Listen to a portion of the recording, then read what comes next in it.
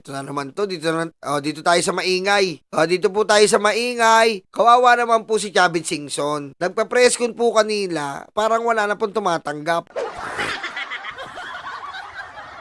Kawawa naman po si Chavit, no? Nagpa-press con siya kanina, parang wala na pong tumatanggap eh. Parang hindi naging patok. Aray ko. Hindi po naging patok si Chavit Singson. Ito po yung kanina. Malalim daw ang ugnayan ni na PBBM at ng kanya umanong paboritong kontraktor sa Ilocos Norte. Mula nang maupo ang Pangulo, lumobo raw ang mga kontratang nasusungkit ng kumpanya mula sa gobyerno. Ang detalye sa exclusive agenda report ni Joash Malimban. Tila mayroon daw favorite contractor si Pangulong Bongbong Marcos sa Ilocos Norte. Yan ang inilahad ni former Ilocos Sur Governor Chavit Singson sa isang press conference ngayong araw. Ang contractor daw na ito, walang iba kundi ang Megapolitan Builders and Construction Supply. Bawal yan, pero paborito na ng kontraktor. Karamihan, bilyon ang binigay sa kanya. Noong konsel pa lang itong si Alcid, kontraktor na. Paborito na ni Bongbong Marcos na kontraktor ito. Nasaan yung katibayan mo? Pirma. Nakakaawa Singson, no? Nakakaawa naman si Singson, no? Wala man lang pumansin kanina, oh. Hindi man na nag-trending. Aray ko. So, wala na silang hiya. Mayor na, binigyan pa ng bilyones na construction, mga flood control sa Ilocos Norte. Una nang iniulat ng Billionaire News Channel na direktang pagmamayari ni incumbent Lawag City Mayor James Brian Alcid ang Megapolitan Builders. Hanggang sa kasalukuyan, pangalan niya ang nakalagay bilang Authorized Managing Officer ng kumpanya sa DPWH Contracts. Kahit na 2022 pa siya nagsimulang umupo sa pamahalaan bilang konsehal. Matapos i-endorso ng Team Marcos noong 2025 elections, tinalo niya sa pagkaalkalde ng Lawag City si former Mayor Michael Marcos Quion, isang kilalang kritiko ng pamilyang Marcos kahit na pinsang buo siya ni PBBM. Sinuri ng Billionaire News Channel ang mga kontratang napanalunan ng Megapolitan Builders. Mula 2016 hanggang 2025, aabot sa 334 contracts worth 8.8 billion pesos ang nakubra ng kumpanya. Pero kung hihimayin ito, tila mas malaki pa ng 5 beses ang nakubrang kontrata ng Megapolitan Builders mula 2022 hanggang 2025 kaysa 2016 hanggang 2021. From 2016 to 2021, 152 contracts worth 1.9 billion pesos ang nakuha ng Megapolitan. Marami pa sa mga kontrata nito mula 2016 hanggang 2018, naka-joint venture sa iba pang mga kumpanya. Taon-taon, hindi aabot sa 500 million pesos worth of contracts ang napananalunan ng kumpanya sa mga taong ito. Pero pagputok ng Pero sa akin dapat po imbestigahan din to. Imbestigahan to, alam ko, naniniwala ko ang Pangulo. Inendorso niya lang naman eh. 'Di ba? Pag ganun ka naman eh. Ganun ka naman po talaga eh. Hindi katulad ng mga Duterte. Talagang may pumapasok sa account nila. 'Di ba? Pare, biyahe ni Koy. Kita tayo bukas, pre. No, Luchu. Ready na ako sa pagbabalik ng Bengador, pare. Babalik na ang Bengador. Tayo natin yan. Ang 2022, kasabay ng pagiging konsehal ni Alcid at pag-upo bilang Pangulo ni PBBM, biglang umakyat sa 917 million pesos ang presyo ng mga kontratang nakuha ng Megapolitan Builders. Pagsapit ng 2023, dumoble ito sa 2 billion pesos. 2 billion pesos worth of contracts muli noong 2024 at 1.8 billion pesos naman noong 2025. Dala ko to sa Webes. Tsaka bukas, magkikita tayo, di ba? Sa kabuuan, aabot sa 6.9 billion pesos ang presyo ng mga kontratang nakuha ng kumpanya sa loob lang ng 3 taon. 6 billion, no? Kailangan imbestigahan din to.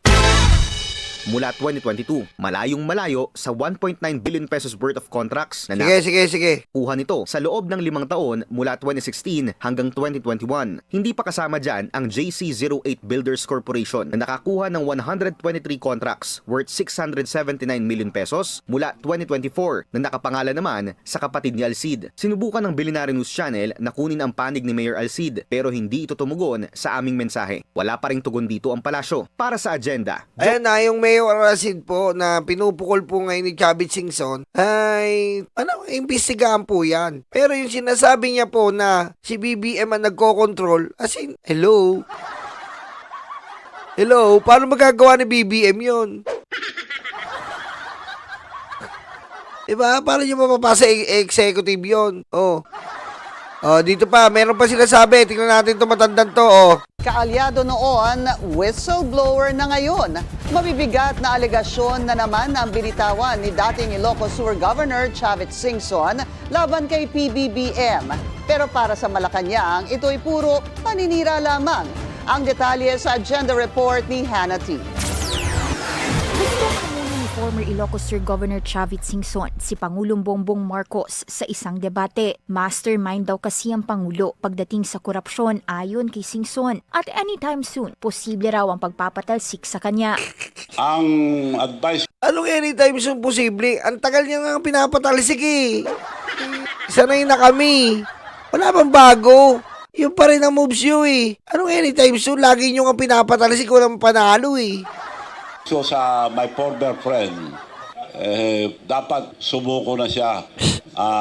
Mas maganda kung sumuko sa pulis o sa military. Ayop. Wala kang ligtas dito. Hindi ka makakaligtas. Ang laki yung ginawa yung kalukuhan. Inilatag niya ang mga akusasyong orchestrated ang mga ginawa ni PBBM nitong nakaraang taon para manatiling malinis ang kanyang pangalan. Halimbawa raw ang nooy pagpirma ni PBBM sa 2025 budget o General Appropriations Act. Sa kabila ng irregularities umano nito, kabilang ang di umano'y invalid at blank line items. At dahil bumagsak daw ang public rating ng Pangulo, sinundan daw ito ng deliberate image building niya para magmukha raw itong mabait kabilang ang ilang serye umano ng scripted interviews ni PBBM. Si Singson, na dating presidential friend at advisor, tila inilaglag ang Pangulo dahil noong 2024 SONA raw nito, ifinlex nito ang 5,500 flood control projects na Kita mo ha, nung pumunta yan sa rally, binuyan eh, magnanakaw. Kita mo, binuyan sa rally. Yung rally sa EDSA, pumunta siya eh, kala niya, EDSA tsaka Luneta, kala niya, tontuwa yung tao sa ginawa niya eh. Yung expose niya nung kay BBM, kala niya tontuwa yung tao. Kala niya yung tao talagang gustong-gusto yung ginawa niya. Sabi niya, magnanakaw, takbo siya, uwi siya. Alam mo, Chavit, kung nakalusot po kayo kay Erap, panahon ni Erap yon. Pero ngayon, ang tanong, ano po ba ang kwalifikasyon nyo? Eh, kayo ang grabe. Grabe nagpayaman sa mga illegal. Diba? Tama. Tama. 40 OG, may pa-ice cream pa. Tapos, kayo ang nagpayaman sa mga illegal. STL. Weteng. Dire-diretso, tuloy-tuloy. Ngayon, yung pag-aangkat ng buhangin sa China. Tignan mo yung lugar nyo. Ang dami nare-reklamo. administrasyon. At kalaunay ibinintang sa climate change at improper waste disposal ang pagbaha sa iba't ibang bahagi ng bansa. Pero nang pumutok daw ang flood control scandal sa 2025, hindi naman daw idinawit ni PBBM ang di umano'y tunay na sangkot. Binanggit na si Martin Romualdez. Naimbestigahan ba? Di pa up to now. Dahil pinsambuho niya ito. Naimbestigahan na ng ICI. Anak ng weteng naman na matanda to. Naimbestigahan na nga ng ICI eh. Inimbestigahan na ng ICI. Ang tanongin mo si Chis Escudero, siya nakapirma sa BICAM. Yan tayo eh. Ba't di mo dyan sinama si Chis? Anak ng... Maya, mastermind. They're both mastermind. So up to now, ni investigasyon wala. Humarap na noon si former Speaker Martin Romualdez. Kita mo? Umarap na Ayan yung bilyonaryo mismo nagsasabi sa'yo. Sa ICI at bahagi siya ng pinakakasuhan sa ombudsman. Kasunod ng mga aligasyon tungkol sa pagtanggap ng di umano'y kickback sa in-projects.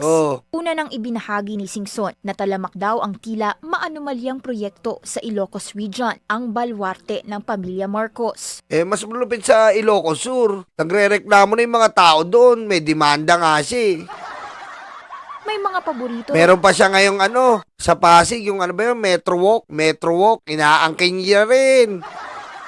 Itong kontratista, pero kapag sinilip ang mga proyekto ay tila ghost o substandard naman. Hindi lang si PBBM ang inatake ni Singson. Si Palace Press Officer at Undersecretary Claire Castro, dati na raw attack dog ng Pangulo, pero kalaunay inappoint naman bilang USEC. After 13 days lang, yung last na banat niya kay BBM, after 13 days, Claire Castro was appointed USEC of the Presidential Commission. Nako, alatang-alata yung plano, pati si Yusik.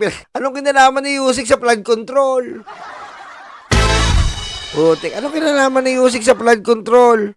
Di naman siya mambabata, susme. Aray ko.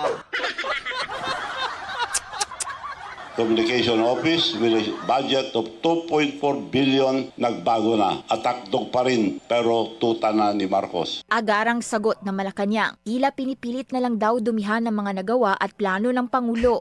Alam na raw ng taong bayan ang pagkakaiba ng isang totoong makabayan sa isang gusto lang iangat ang bansariling kapakanan. Tama. Hindi raw nagpapakabayani si PBBM ayon kay Castro at obligasyon nitong linisin ng gobyerno. Pero dahil marami na raw naaapektuhan sa aksyon ng Pangulo, tila may mga gumagawa na lang daw ng mga kwento para ibagsak siya. Yan ay matapos hindi makinabang at hindi mapagbigyan ng iilan sa kanila. Kaya raw pinipili ng mga ito manira. Hindi kasi pinapagbigyan. Hindi na pagbigyan dun sa hinihiling niyang STL. Yan. Nagwala. Nang isiniwalat ni Singson ang pag-atras sa suporta sa Marcos administration sa kabila ng pagtulong nitong manalo si PBBM sa eleksyon. Tila kinalimutan na raw kasi siya ng Pangulo at hindi nabigyan ng director level position. Gusto kasi niya, suportahan din ni BBM yung mga illegal niya. Hindi naman po pwede yun. Hindi pwede suportahan yung mga illegal mo.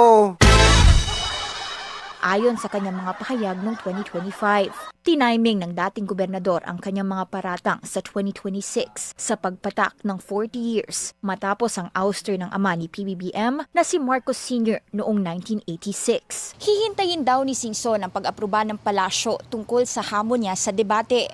Kasabay nito, balak din ng dating presidential friend ang pagkasa ng one-time big-time rally para ipanawagang labanan ng korupsyon. Ayan na, pangalan pa lang. One time, big time rally. Yan yung sinabi ko sa inyo na nakaraan. PBBM impeachment, tapos PBBM one time, big time rally. Popondohan na naman nila. Nino? Harry Roque, Eric Yap, Pulong Duterte, Sara Duterte.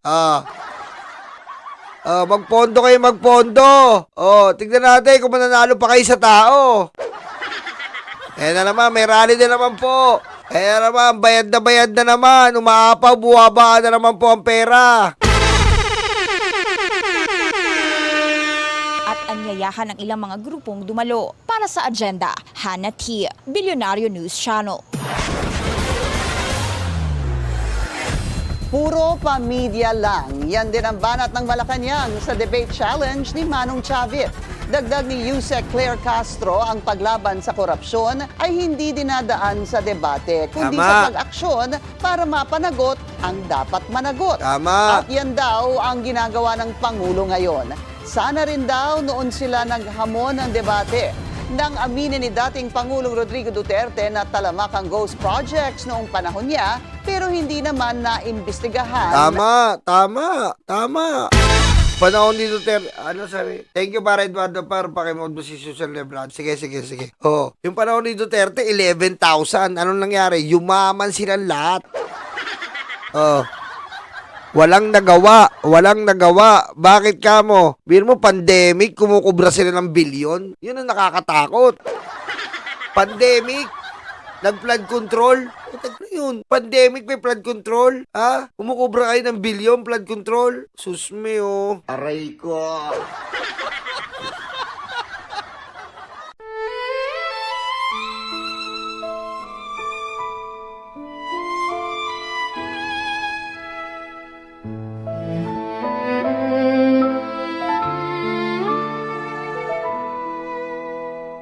Nakaupo ako, lumalamon sila.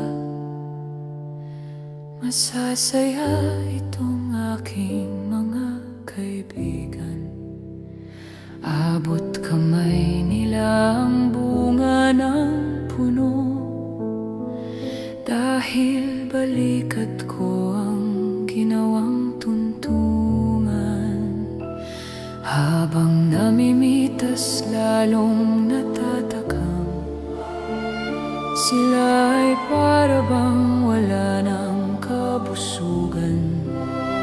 Kahit alam nilang mayroong mga langgan, at ang aking paa ang siyang inuupakan.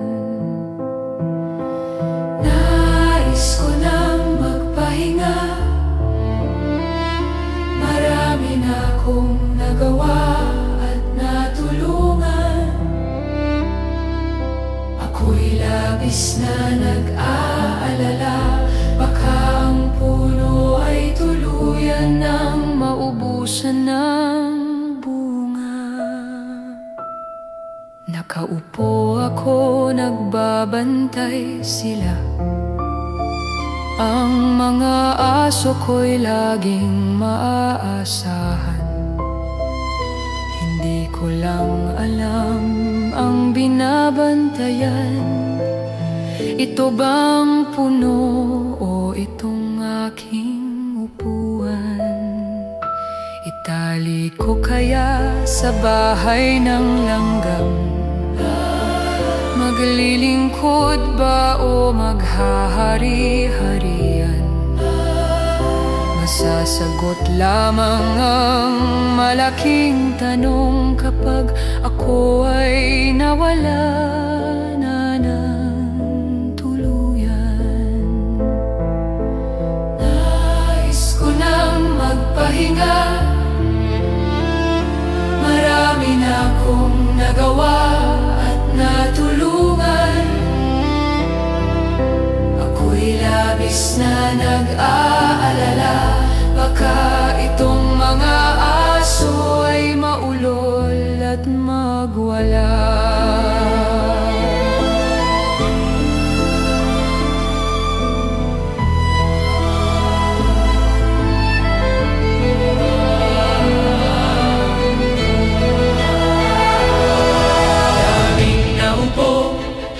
Walang solusyon,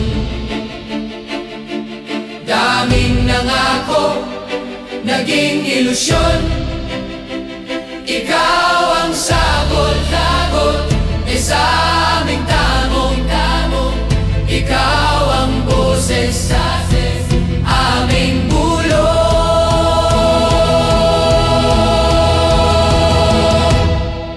Nilalait ka at sinisira ng kinakaya mo para sa bayan. Ikaw ang aming tagumpay, bonbon, walang kapantay.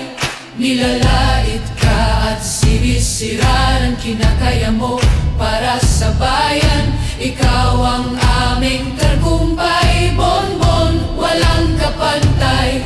Ang mga sugat, ikaw ang lumunas. Saradong isipan, ikaw ang nagbukas. Bayan, inuna mo, hindi banyaga. Gintong puso ay kahanga-hanga. Nilalait ka at sinisira ng kinakaya mo para sa bayan. Ikaw ang aming tagumpay, bonbon, walang kapantay. Nilalait ka at sinisira ang kinakaya mo para sa bayan. Ikaw ang aming tagumpay, bonbon, walang kapantay.